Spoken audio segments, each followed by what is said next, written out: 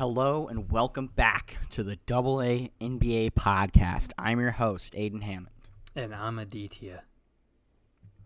And today, we've got some news. Not a lot of news, but some. Just a little bit.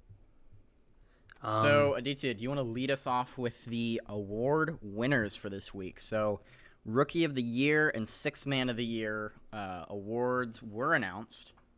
Yeah. The Sixth Man of the Year winner is Montrezl Harrell of the Los Angeles Clippers. Thoughts? Dude, you sound like Montrez. I feel like there are two more deserving players. Honestly. Yeah, I thought Schroeder should have won it. And if he didn't win it, then it should have been Lou Will. Because I still stand by the statement that you can't have two Sixth Man of the Year candidates on the same team, because that is physically impossible. Well, because think about what a sixth man is. A sixth man is really just supposed to be like the first or second guy off of your bench that can. It's supposed to be the first guy off the bench. You can't have two first guys. That's why I say the first or it's basically how I think of the sixth man award. The sixth man of the year is a guy off the bench who can provide scoring. So even though Jeremy Lamb would sometimes be staggered and be like the seventh guy off the bench or the eighth guy, I think he was the Pacers' sixth man of the year. Same thing with like a guy like Alex Caruso, who for parts of the year wasn't starting. And sometimes wasn't even the first guy off the bench, but he was kind of their sixth man. That's what I kind of think of it as. Imagine how bad your team is if Alex Caruso is the best guy off your bench. Yeah, they're only the one seed. They suck. And sometimes starting. Like, wow. Yeah. So that's the way that I can see him. That's the way I can see having two Sixth Man of the Year candidates from the same team. See, but I get where I don't think he was better than Lou Williams. Yeah, first of all, he wasn't better than Lou Will or Dennis Schroeder. But also, it's like he's the seventh man on that team. Lou Will's the sixth man. Yeah, but he and Lou usually come off the bench at the same time. You know what I mean? Like, they're usually both coming into the game around the same time anyway and playing similar sorts. Actually, no, never mind. They don't play similar sorts of minutes. They play together, but Lou Williams plays more than Montrez, and sometimes significantly more than Montrez. Yeah, that's true. So maybe that was it. Like, maybe it's because Lou Williams basically gets starter minutes, and they were like, okay, let's give it to a guy who actually gets bench minutes, but then give it to Dennis Schroeder. Dennis Schroeder plays a lot of minutes too, actually. I thought wasn't he only playing like 30 or 35? This season, Dennis Schroeder played 31 minutes a game. Yeah. Yeah, those are about standard six-man minutes. Those, depending on the team, most starting lineups you have guys playing like 33, 34. Lou Will only played 29 minutes a game this season. Last season only played 27. So, what did Montrez get this year? Montrezl Harrell went 28 minutes a game, so about the same. Okay, so yeah, I can understand the reasoning behind giving it to him, but I don't understand why you would give it to him over a guy like Dennis Schroeder. And the other thing that I saw yesterday is, okay, I'm going to be honest, didn't watch very many Thunder games this year. I think I've said this before. The Thunder just were...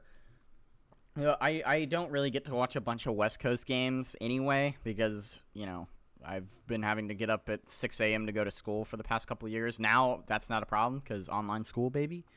But I don't really get to catch a bunch of Thunder games. But I saw a statistic that Dennis Schroeder was a part of one of the best closing lineups in the NBA. Like the best, I think they call it the 3-guard closing lineup with Shea and CP3.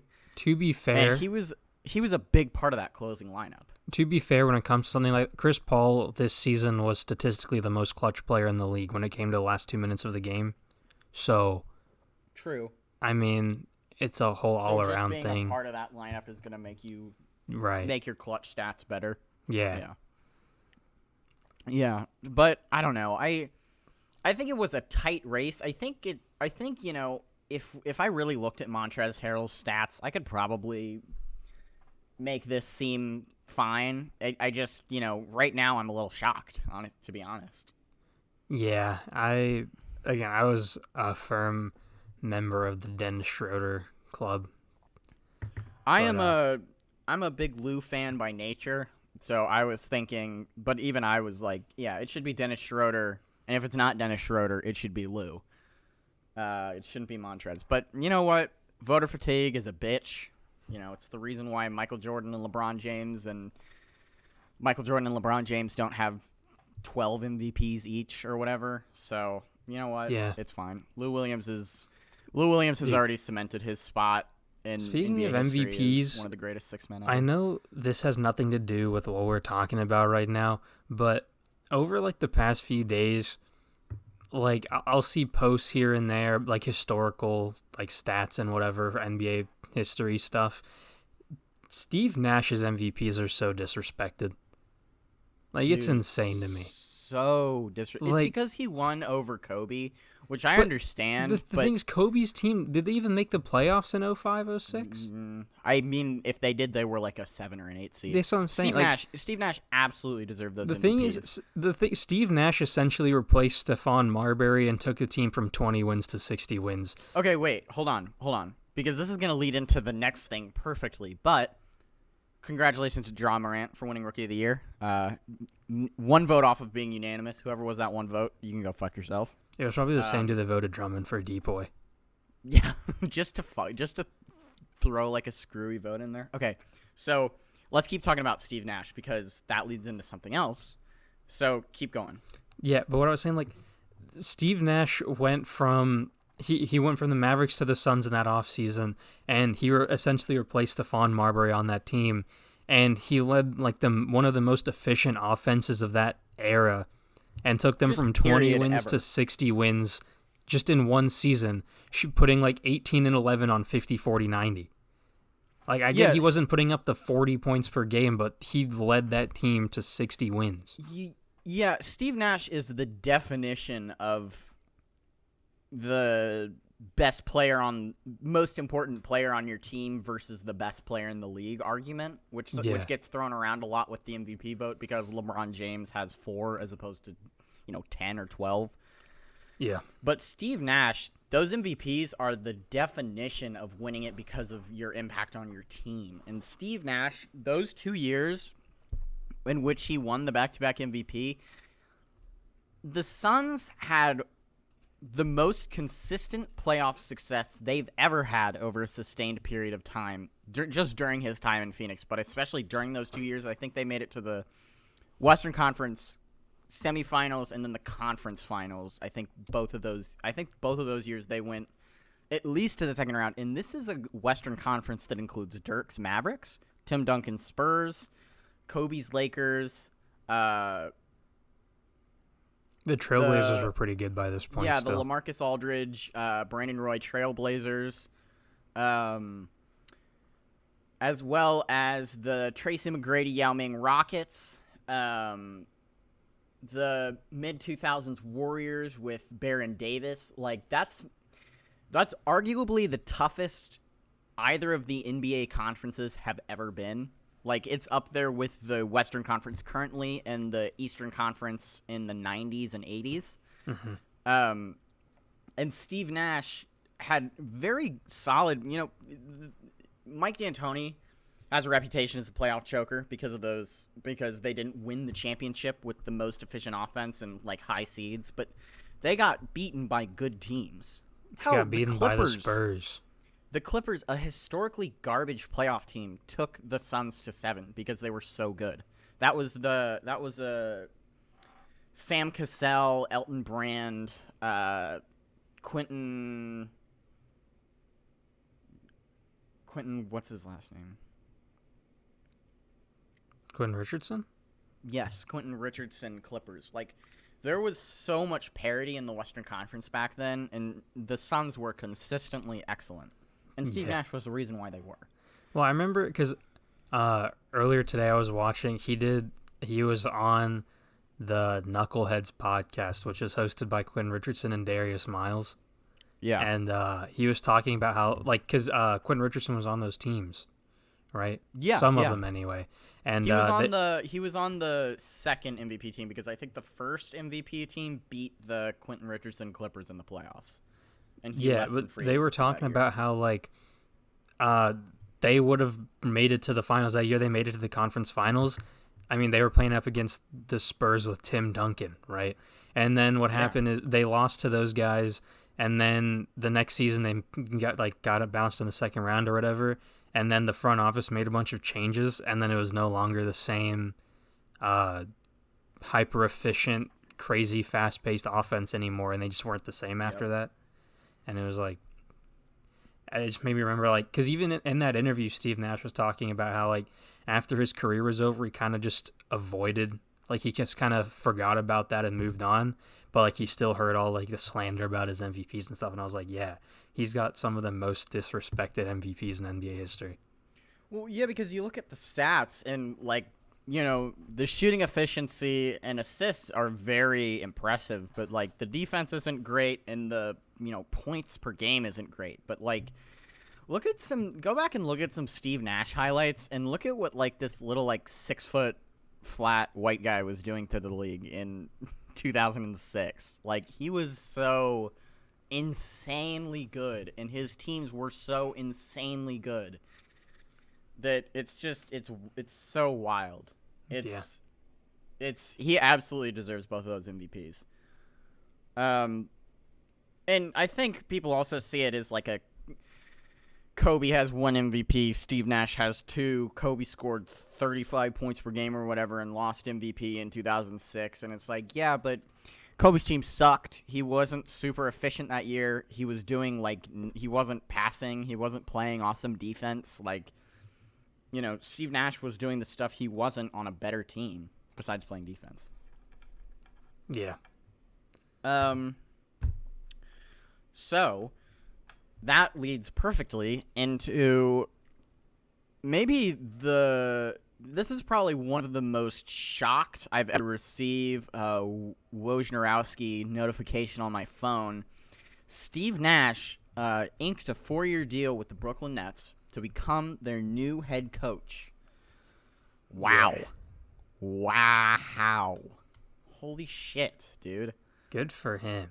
Good for him, and actually, hot take, good for the Nets, because, listen, Steve Nash, I get it. No head coaching experience. He was last seen on national television talking about a completely different sport. He's a big soccer fan. Everybody knows that about Steve Nash. He loves it. He's spent his retirement talking about how much he loves it. He played it growing up. I get it.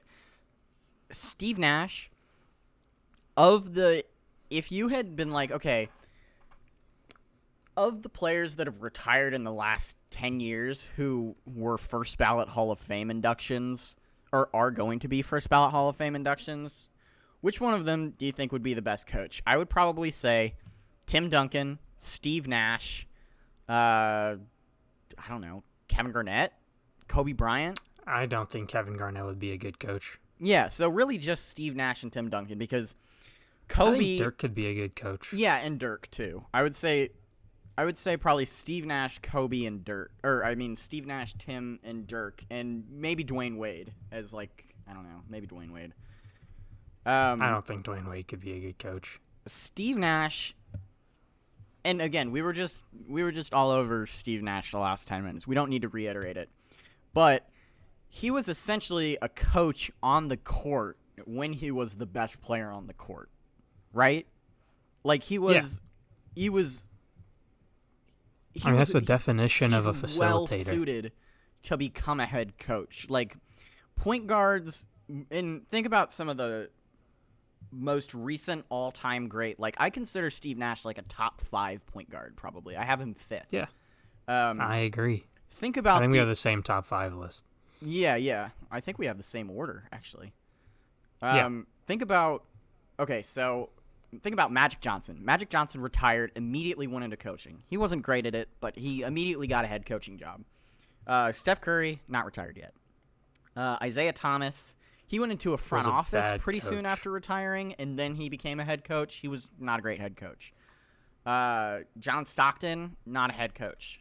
Jason Kidd, another guy, I think I have him 6th behind Steve Nash.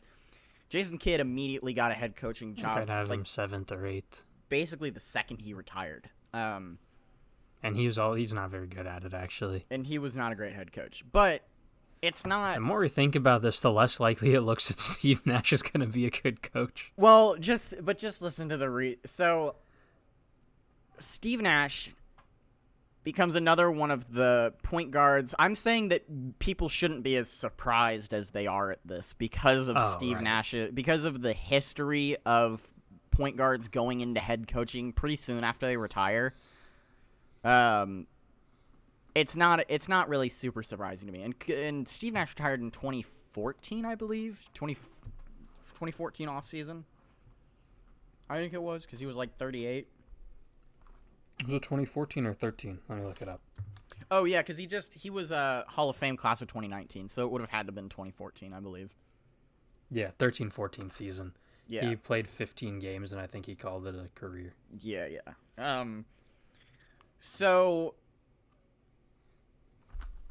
I think that Steve Nash can be a successful head coach. I don't know if he's more qualified than anybody else on the market, but he has the approval of Kevin Durant and Kyrie Irving, which is huge and something that's all that matters. I don't think that maybe any other coach on the market would have gotten, except for like maybe some like EuroLeague coach. Like, I can't think of a guy that Kevin Durant and Kyrie Irving both would have even like been excited to have as their head coach. I think that Steve Nash makes them excited because I think that for Kyrie Irving, he's like, okay, Steve Nash is a good dude. He's an all-time great point guard. He can maybe help me a little bit with, some of the stuff that I don't do as well, that I could do better. And then Kevin Durant's like, fuck yeah, Steve Nash was... They were boys. They're boys. Like, Steve Nash had a role with the Warriors when Kevin Durant was there, and they were really good friends. So I think that Kevin Durant... I think this especially was maybe a catering to Kevin Durant signing.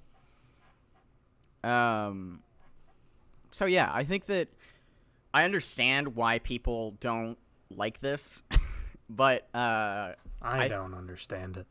I think that really,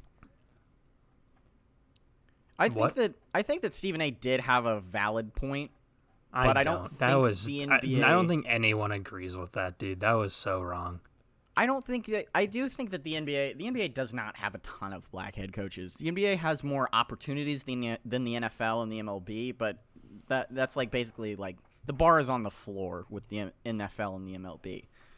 I think that he maybe does have it wrong with Steve Nash though. Like if it was another like random white guy that just retired and was a first ballot Hall of Famer that immediately went into head coaching, I would... Yeah, just some other random first ballot Hall of Famer. Yeah, exactly. Like Dirk. If Dirk immediately got a head coaching job, I'd be like, okay. Alvin Gentry's on the market. Like, Alvin Gentry probably should have gotten a job before him. But with Steve Nash... But the thing is... I don't really know how I feel about this. Like, I mean, we made the point. It's not just... I don't want to make the podcast political, but I saw Jay Williams talk about it, too, and it was like, there have been plenty of African-American head coaches that players that got head coaching jobs right out of retirement.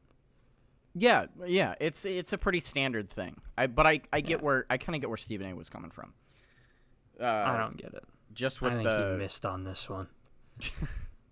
All right, so Steve Nash, I am excited for the Nets now. I'm a lot more excited than I would have been if they had kept Kenny Atkinson, because I want to see what new age offense Steve Nash is going to install with them. I want to see what they do this offseason. I do too. Because I don't think that unless he makes a lot of like big jumps, Karis LeVert is the guy to be their third option, especially with his defense. But I also don't know if I would want. I also don't know if I would want a guy like Drew Holiday that I have to like give up the house for, you know? Yeah. I mean, I would obviously test the market, but I would not overpay for Drew Holiday because the team they have now is solid. Like, they have decent depth. They have good players around KD and Kyrie, but like, obviously, if you can get Drew Holiday for a good price, you take it. But for sure. I wouldn't like force it, you know what I mean? Well, when is Drew... Actually, I can pull this up right now. All right, you vamp for a second. Wait, what happened? I'm going to look up Drew's contract status.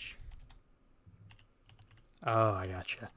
I think he's got 2 years, right? I think he does too. I think he's either a free agent next year or 2022.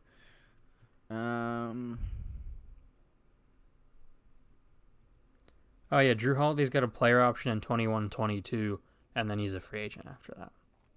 Okay. So about 2 years if things go well. So yeah, I don't know. Again, I wouldn't pay it. I wouldn't give up a lot of my assets, but if you can get him, because the Pelicans at this point, I don't think they're gonna use him very much, right? Like, it'd be better to give up. I think if you can give up, not both, but either Dinwiddie or LeVert, I would go ahead and pull the trigger. Like, if they're asking for both, don't. But if they're asking for LeVert or Dinwiddie, I'd give up LeVert and 2 firsts. Yeah, LeVert and 2 firsts, or even like LeVert and Joe Harris. I don't know. I think they're making Joe Harris a priority. I don't think they're ready to get rid of him. I don't think they are either, but if they can get Drew, because JJ Redick is a unrestricted free agent next offseason, so they might be like, okay, maybe we can let's see what we can do with Drew Holiday, and then there's another shooter on the market that might come to Brooklyn on a 1 or 2 year. You know what I mean? Yeah. I don't know, the market, like, there's so much talent in the NBA, but like, the free agent market's kind of dry. Like, once the free agency period ends and you go into the season.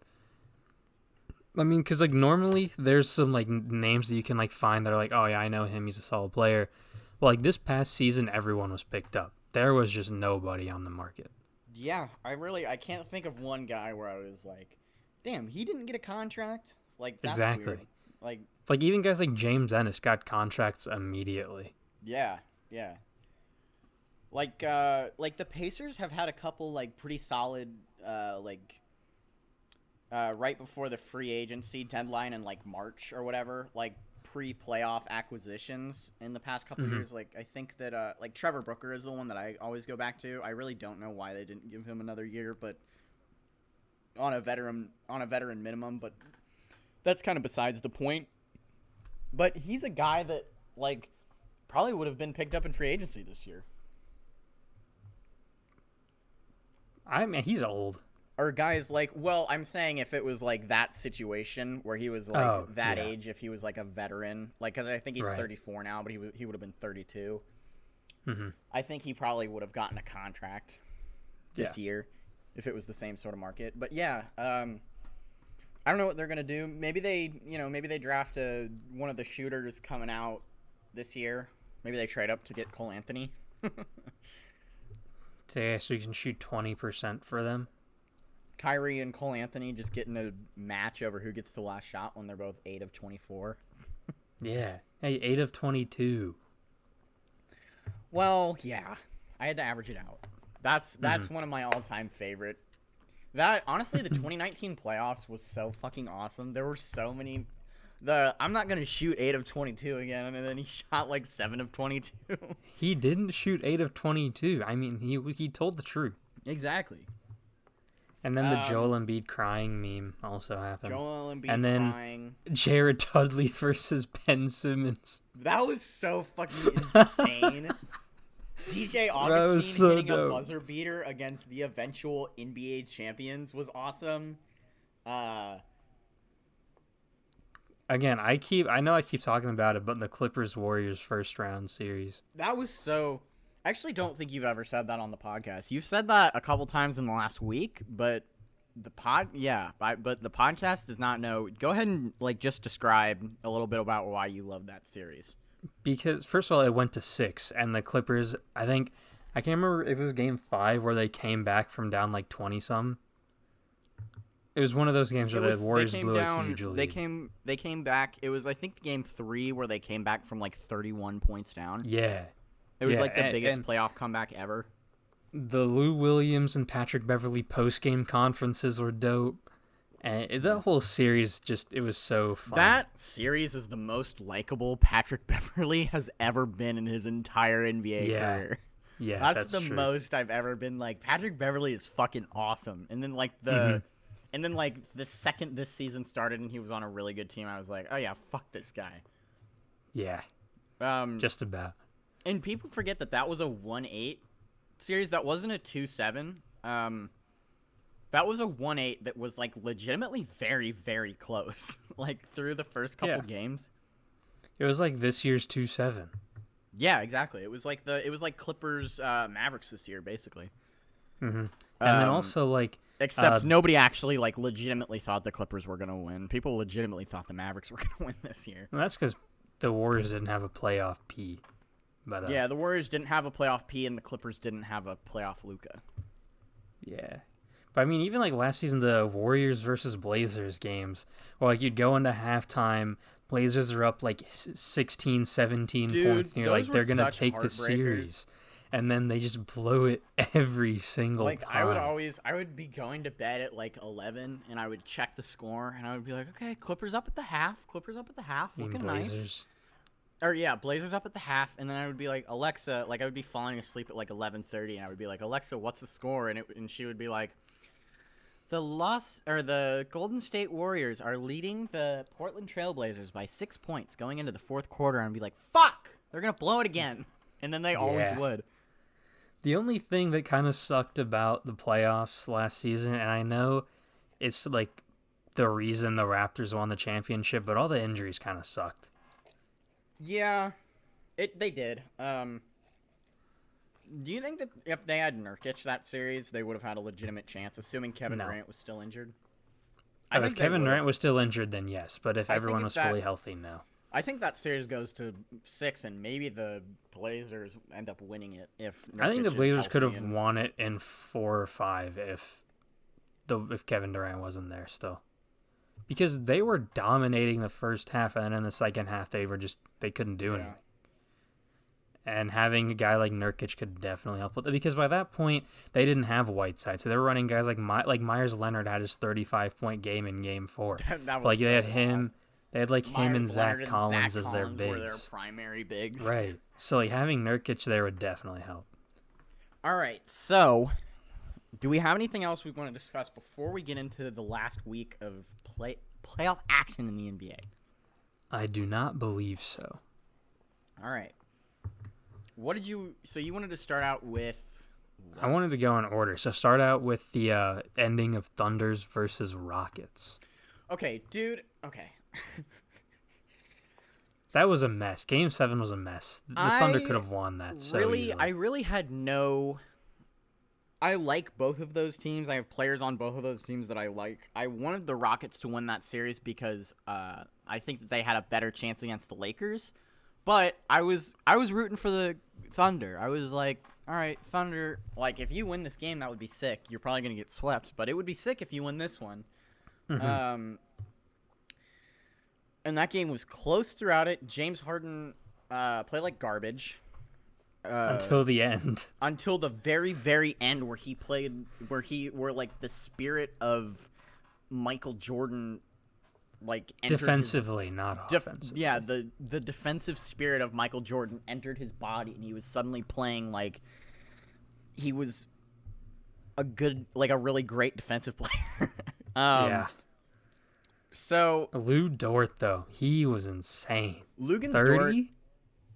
Dort drops 30, and I saw a tweet, and it was like, watching Luguentz Dort on offensive possessions is like the most stressful part of these games because he's either going to hit a contested 3 or he's going to completely airball a layup. And there's no in between.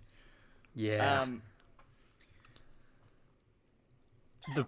The problem with this game, like I get Luguentz Dort was the hot hand at the end of the game, But they had Steven Adams wide open at the rim on the inbounds. They could have done something, you know? Yeah, so do you just want to go straight to that final possession? Yeah. I mean, because everything else in the game, it was relatively close. I didn't really have any gripes about it up to that right point. Before that last possession, I think it was in like the last 5 minutes, maybe. It might have been closer to the 2 minutes, the final 2, actually. There was a free throw situation. I think it was a tech, maybe, or like a clear path. It was one of the fouls where the coach they take one free throw and get who ball they back. want to shoot the free throw. Yeah. So Billy Donovan is like, okay, I have one of the most clutch point guards. I have the most clutch player in the league this year. One of the most clutch point guards of all time. How about I give the ball to Danilo Gallinari at the free throw line? Who shot 0 of 5 this game? I read something today. It was like Gallinari through the first 6 games had the better free throw percentage. So he had the better free throw percentage in the playoffs. But you give the ball to Chris Paul, especially when Gallo was ice cold that game. Like he didn't make a shot the entire game. Dude, I don't care if you have prime Reggie Miller. Like I'm talking like 92% from the line prime Reggie Miller. I'm still giving that ball to Chris Paul. Okay? Chris Paul is the guy who I want shooting that free throw in that exact scenario, and he gave it to Danilo Gallinari, who was 0-5. If they hit that free throw, I don't think because I think the point there with Dort's shot was they thought if they went into overtime they lose the game. So if they get it to Dort to win the game, like if Chris Paul hit that free throw, then they might not have had to do such a terrible play, and they could have hit it to Steven Adams in the paint. Okay, so yeah, let's talk about that last play. What a fucking mess, dude. I have never seen a worse, and they took like 2 timeouts in the last 2 minutes, I would assume, to drop that play. So they're down, so it's 104-102. They've got a second and a half. Plenty of time to get a shot off, as we will talk about later. And they decide that, hey, you know what? How about we just throw a terrible pass? James Harden... Wait, was it James Harden or PJ Tucker? What about them? Stole the ball. Somebody stole the ball. No, James Harden blocked it. Oh, that's right. Okay, so, yeah, you go through it because I don't really remember the play. Okay, so here's what happens. You have Steven Adams cutting into the paint, right? Now, PJ Tucker's a good defender, but Steven Adams is a brick wall. He was already cutting, so he was past PJ Tucker getting to the rim. So you get him cutting to the rim. PJ Tucker's behind him, trailing. Luguentz-Dort's the hot hand, sure, but you throw a terrible pass to him in the corner, and then he's forced to take like an off-balance 3. And then James Harden, I never thought I'd say this, has a clutch defensive possession, and he blocks the shot, and the Rockets win the game. So before this, though, Chris Paul did miss a mid-ranger that could have tied it up. So maybe they didn't want to go to him for that. I don't know. But, like, you give the ball to Chris Paul. And, like, I know Mike D'Antoni knows how Chris Paul works, right? So I know the Rockets were extra careful of where Chris Paul is, but it doesn't matter. You give the ball to Chris Paul. Yeah. Yeah, I really have nothing else to say. That kind of pissed me off. It was like... Yeah. It was like you have a chance to at least extend this series, and you just drop a terrible play. And that's the other thing is the Rockets knew that they were going to give it to Luguentz-Dort, and they still gave it to Luguentz-Dort. Actually, I think they were more careful about Chris Paul. Like I said, Mike D'Antoni knows Chris Paul's abilities, dude. I agree, but they were like, okay, Chris Paul is the guy we should watch out for, but we should also watch out for the guy who has 30 points, right? Like they were clearly not if they put James Harden on him. I mean, James Harden is also like not a terrible defender. Like he's not a terrible defender, but there's better options if you really want to guard Luguentz-Dort. That's true. All right, so let's get into the second Game 7 of the day. Jazz versus Nuggets. Holy shit.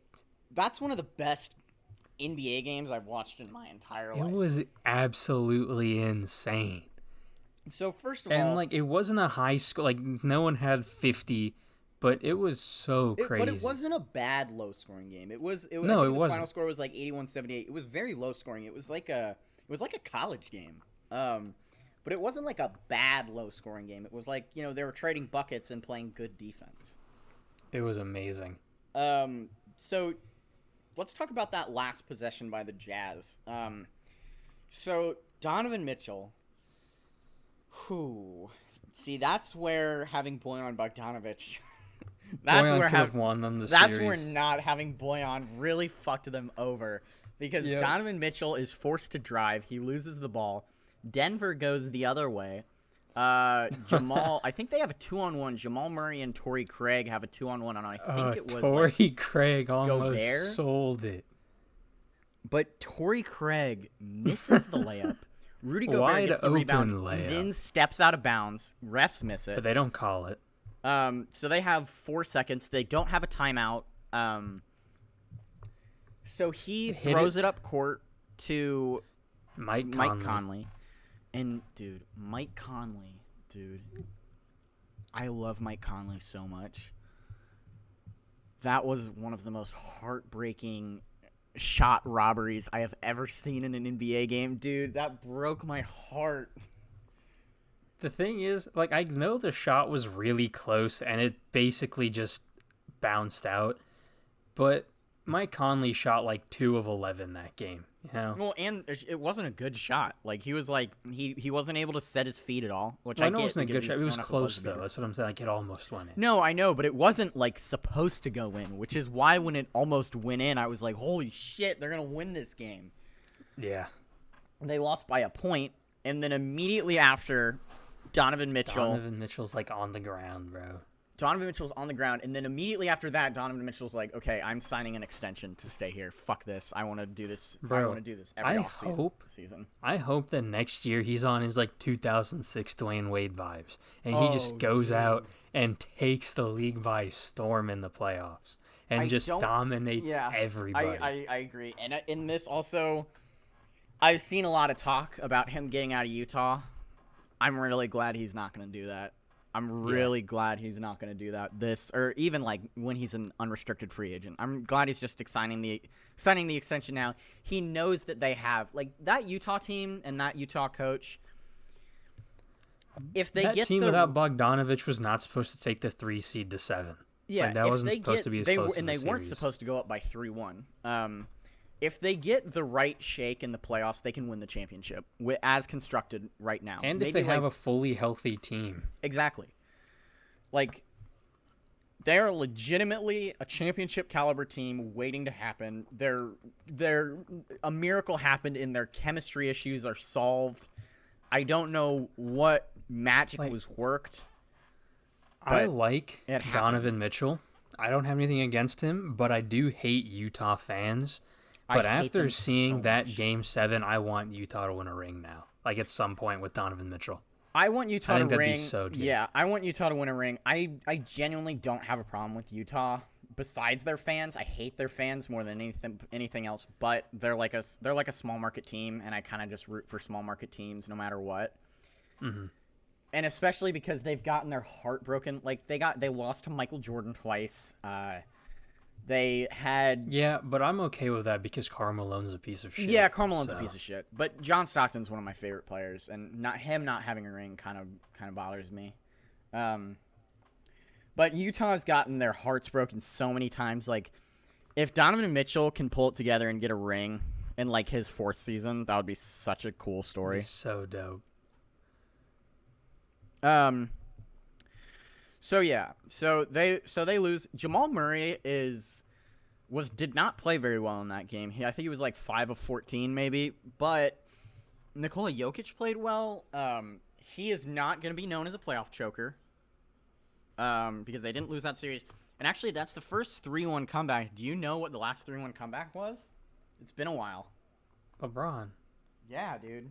It's been a long time. I didn't realize that it had been such a long time because I wasn't really thinking about it. But I was like, wait a second. Well, if you think about it, I mean, the last few playoffs have been relatively uninteresting. It's LeBron stomping through the East, the Warriors stomping through the West, then the Warriors stomping on LeBron. I mean, there was no... Yeah, this is the best playoffs we've had in a while. Well... Last seasons were good just because of the injuries, but if everyone was healthy, it would have been another stomp. Yeah, and which is why, like, I think the NBA might want to consider just doing a bubble every year for the playoffs. Because, like, having no home court No, the advantage, fans add a whole nother element. They do. I'm going to enjoy it, though. Because having no home court advantage is making it so that, like, the 4 and 5 seeds have a legitimate shot to beat the 1 seeds this year. Like, and we'll get into that later, but... Well, I think the way this playoffs was formatted anyway, I think, like, obviously home court advantage does play a factor, but I think these playoffs are going to be good either way, just because, I mean, this is one of the most hyped up seasons in a while, just because so many players went to new teams. Right. So I think the playoffs were going to be like this either way, but it does, like, the no home court advantage does add, like, because, like, the playoffs last year... people forget, but the Warriors were going to win until Kevin Durant tore his Achilles. Like they were gonna stop everybody. Easily. They were getting Boogie Cousins. Everybody was like, it's over when they signed Boogie. Like it's not even fun. And then there was Boogie that whole like video that went viral of the Cavs fan that looked like he hadn't showered in 3 days, yelling at Boogie for ruining the league. Yeah, it was hilarious. It was very funny. But now we actually have, like, parity. It's so refreshing, which is when we get into the Bucks-Heat series, I might get a little mad. So, do you want to get into the Bucks-Heat series? Is that the next one? Actually, the next one is Celtics versus Raptors. Okay, so Celtics versus Raptors, game 1. Fucking blowout, dude. Celtics clobbered them. Celtics killed them. I don't have anything else to say. They just got killed. Game 2. A lot closer. But Tatum was being Tatum. Yeah, Tatum was being eerily similar to Kobe Bryant, as he always does. It was a closer game, but you know Toronto goes down 0-2. Game 3. OG Anunoby. Dude, that. So, I'll be honest. I'm rooting for Toronto in this series. I think they have the best shot to go to beat the Western Conference team this year. Actually, I'm rooting for the Celtics. I think they have the best odds, honestly. I think they have the best shot at beating the winner of the Bucks-Heat series, but I don't think they have the best shot at beating the Clippers or Lakers. The only reason I say that is because Pascal has not been himself in these playoffs. Yeah. Kyle Lowry's been good, but the team has visibly not been the same in the playoffs. Yeah. Whereas in the Celtics, there's so many just weapons on that team that they'll be fine if one player doesn't show up. Yeah, I'm also I'm partial to Toronto, so that's kind of why I was rooting for them more in this series. But I actually I usually hate Boston teams, but I really like this one this year. Yeah. So the winner of this series, I'm not super obviously I'm rooting for the Raptors, but I don't care that much. But dude, I have never been more hyped when I have been before because of I say this every time a player you don't on understand a team how hyped you were makes a good shot. When we saw that Kawhi shot against the Sixers, we were all in the Xbox party when that happened. No, we weren't. I don't think you understand how loud you were when that happened. No, it wasn't the Kawhi shot against the Sixers because that was on a Sunday night and I was watching the game by myself in my family room and I ran around the house screaming. I'm pretty sure. I think you're thinking. No, it was when the Raptors won the championship that game. Yeah, but it was. Fuck. What game is it? There was a game that went down to the wire. I don't remember. I don't. In the finals? It was. Yeah, and wait. No, was it when they won? Was it Game 6? It was Game 6. Yeah, it was. I think it was Game 6. Yeah, dude, I was really excited when the Raptors won it last year. You were so loud. It was insane. Yeah. But dude, I was so geeked when OG made that shot. I was like, I had AirPods in and I was playing a game and watching it on my phone, and I was like talking to my dad, and OG makes that shot because okay, so let's talk about the inbounds pass. One of the most perfect, just straight up inbounds passes I've ever seen. I saw a Instagram post, and it was, since there's no fans in the bubble, Kyle Lowry could take a few steps back, and then he could throw it to Taco, or throw it over Taco. Exactly. So Brad Stevens decides to put Taco in the last half second. Which is the smart move. Which is the smart move, but Taco is not quick enough to get his hands on that ball if it's not thrown directly at him, which is... But he doesn't need to be quick. He just needs to be there to impose the inbound. Yeah, that's true. You know what I mean? So Kyle Lowry steps back, throws a dot to OG in the corner, who was wide open. I don't know what they were thinking. Jaylen Brown was sagging off on him. Yeah. I think they were more worried about Fred VanVleet. You know, yeah, they were. And then Jaylen Brown actually had a really nice closeout on him. OG just puts it up, and he gets it out with time to spare. Like, I always forget. He caught it and just threw it up there immediately. Yeah, I always forget, like, how much a half second is in, like, an NBA player's shot release, but that's enough to go through your whole motion for most NBA players. Well, he didn't even go through the whole motion, actually. Really? Yeah, you're right. Because he was he was off balance and he kind of threw it up there. I knew that shot was going in the second he shot it. I didn't. Because I thought it was way off. I was looking at it and I was like, "That's in." Like he made the way he shot it, I thought it was definitely gonna either hit the side of the backboard or be completely long. Yeah. So OG Anunoby, like he saved the Raptors. Like he saved their season. If they went down 3-0, they're not coming back. They're not going to come back. And they might not come. They might lose the next 2 games. But like the thing I found 3-0. That was like the best was his post game responses, because they were like, "How does it feel to hit their shot?" I was like, "It's cool." And then they're like, "What'd you think about when you shot?" I was like, "I thought I was gonna go in." Yeah, and he had the Kawhi responses down. He was getting so much shit for that, and I was like, "Dude, if you're an NBA player, you should assume that every shot is going in. You have to have confidence in your shot." Like, they were like, "Oh, he was way too cocky. There's no way he thought that one." He didn't. He said like 3 words. How was he being cocky? He was like, "I thought it was good." They were like, "Did you think it was gonna go in?" He was like, "I thought it was gonna go in." Like, yeah, no shit. Like, if you're an NBA player, you should assume that every shot you take is gonna go in. Like, I listened to an interview with CJ McCollum, and he's like, "Yeah, if I'm 0 of 14, I'm taking the next shot. Like, I'm like, okay, I'm gonna make the 15th. Like, that's how every NBA player should think, and that's how OG thinks, and that's why that's that me mentality right there. Yeah, that Aditya, that Ryan mentality. Yes. Dude, oh yeah, shoot or shoot, man. Shoot or shoot. Shoot or shoot. Plus OG, like in games 2 and 3, I think he had like 10 rebounds in both of those. Yeah, games. OG's kind of an underrated part of that Raptors team. IU, baby. Yep, IU. He's the last before I started kind of hating IU. You know. He was like, yeah, I'm a Purdue. He was one of the last IU players. So I'm not. I like OG, but I probably shouldn't. It's fine, dude. Nobody gives a shit about the IU Purdue rivalry anymore. That's true. IU sucks. Completely irrelevant. So does Purdue. Hey, Purdue went to the Final Four. No, they didn't. With Carson Edwards, right? No, that was the Elite Eight. They lost to Virginia in the Elite Eight. They got robbed of the Final Four. So yeah. We're recording this at 5:30, so they play in an hour. I'm excited for that game.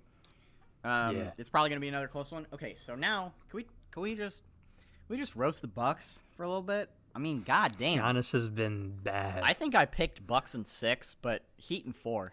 Give it to me. I also had Bucks in 6. Here's the thing. You've heard me go on record and say this after. Dude, it's gonna happen. I'm telling you, it's exactly what's gonna happen. My prediction for no one that's listening to this probably knows that. Bucks went down 3-0. They're gonna win the next 2 games. Not the one I thought you were talking about. Okay. What did you think I was talking about? The free agency one. Oh, no. But yeah, I'm talking about the Bucks go down 3-0. Yeah, no, I agree right? with you. Then the Heat lose the next 2 games, so now it's 3-2. Heat are still up. And then the media, mainly ESPN, are going to draw back to last year's Bucks-Raptors matchup and be like, see how they were down 2-0 and then they came back. Bucks are winning the series. Giannis is the MVP. And then the Heat are going to blow them out in Game 6. And that's my prediction. No, I think if they don't get swept, that's what's going to happen. But yeah, there's also a chance I'm they just lose. I'm seeing a lot of really bad Game Mike 4. Budenholzer takes though. Like he should be fired because of this. He should not be fired. He's just not a great playoff coach. He's an excellent regular season coach, and he's actually he was a pretty the problem with Mike Budenholzer is he's stubborn, and if his matchups aren't working, then he refuses to change them, which is a problem. But does he deserve to be fired? I sent that quote into our group chat. That was his quote on how his playoff coaching is, and he's like, "We just play the same game, and if it doesn't work, it doesn't work." Yeah, that's a problem. It's a problem. He's always been a good regular season coach, even in Atlanta. He was a good regular season coach. It's just But Giannis is obviously still the MVP. I'm seeing a lot of bullshit on Twitter about that. Well, MVP is a regular season award. So. He was the best player in the regular season. Yeah.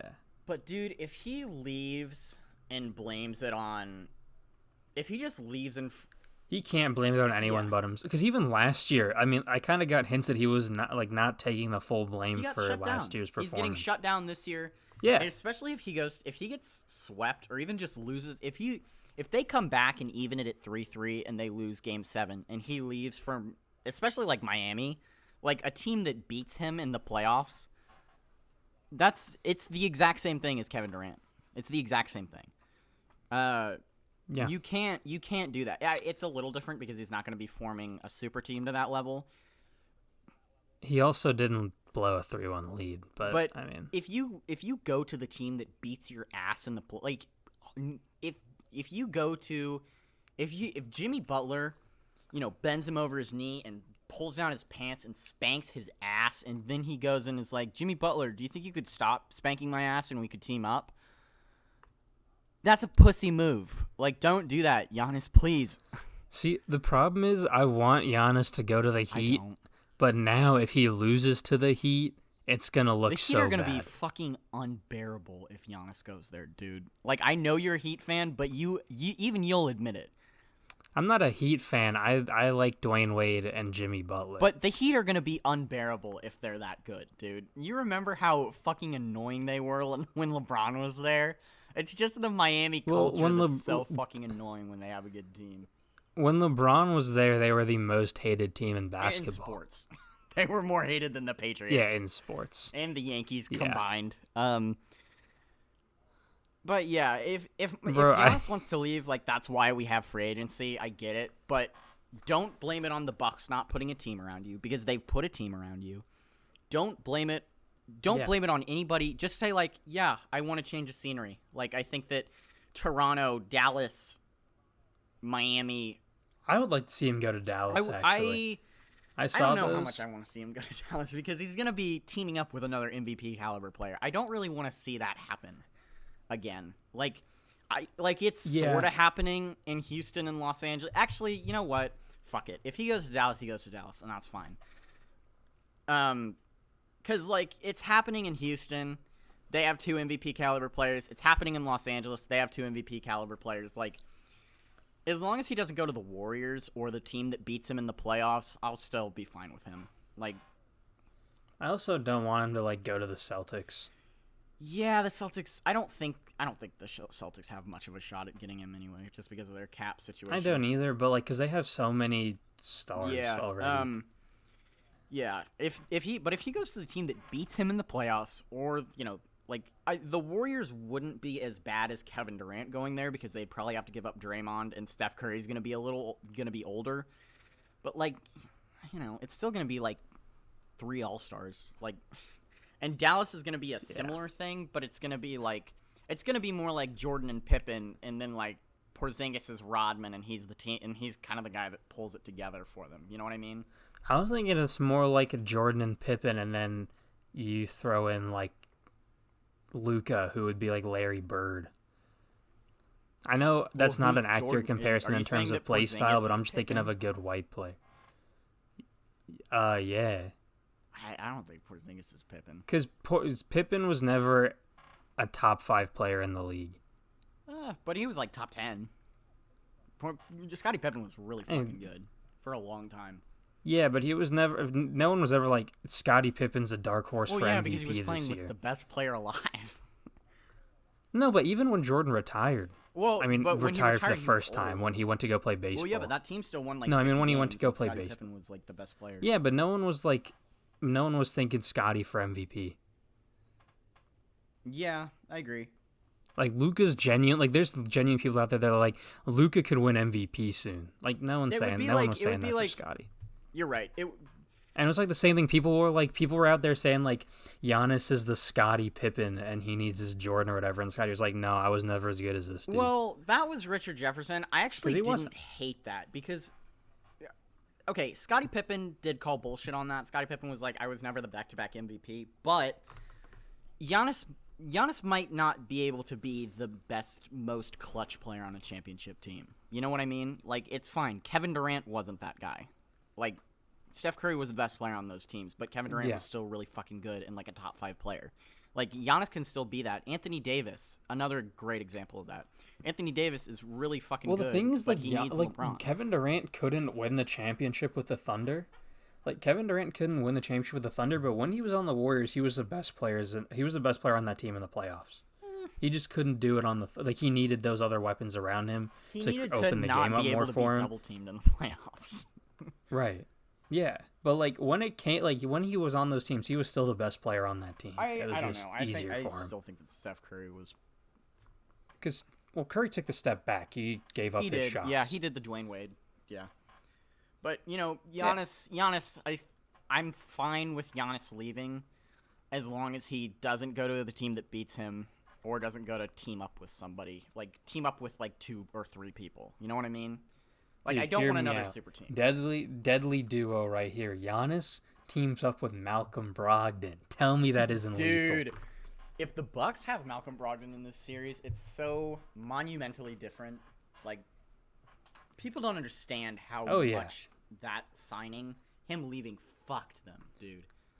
He was a 50-40-90. He could be the closer. Yeah, exactly. I mean, he's a 50-40-90 shooter when he's not the first option. Malcolm Brogdon's a good player. He's a good player. Shout out Malcolm Brogdon. One of the only good free agents to sign with the Pacers in recent memory I can think of. Like him, David West. That's it. Roy Hibbert. But Roy Hibbert, we drafted Roy Hibbert. Did he never re-sign? I mean, he would have re-signed. I think he did re-sign, but like that was before players left if they didn't. Like, that was before players left if they didn't win a championship on their rookie contract. All right, so then we got game 1 of Clippers Nuggets. It was a blowout. Yeah, it was a shitty game, close. dude. It was embarrassing. Yeah. I that was like one of the only NBA games I was like, I don't want to watch this, and I just turned it off and did something else. I was like, this sucks. I haven't done that at all in like the entire playoffs, or even in the bubble. Game tonight. I wish they would have flexed that and made that the afternoon game, and then made Toronto the night game. But whatever. And then last night, Houston, we have a problem. Woo! Well, Houston doesn't have a problem. We have a problem. I'm Frank Vogel. That's my impression of Frank Vogel. I'm saying, Houston, we have a problem. Can you guys please stop scoring on us? Because, goddamn, they got killed.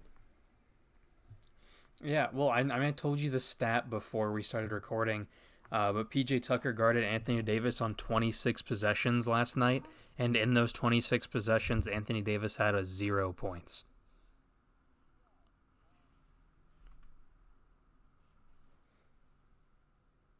And, are you good? All right. Sorry about that. My mic cut out. So you were saying the Anthony Davis, PJ Tucker stats, so go ahead. Yeah. Anthony Davis.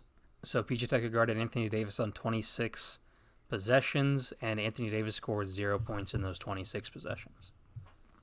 Yeah, you and Colin were giving me a lot of shit for saying that the size difference didn't matter, but it really doesn't matter in this series. Like, the Rockets have guys that can guard Anthony Davis. Like, PJ Tucker can guard Anthony Davis, and people forget that the Rockets are now 3-0 against the Lakers when running small ball. They beat them twice in the regular season.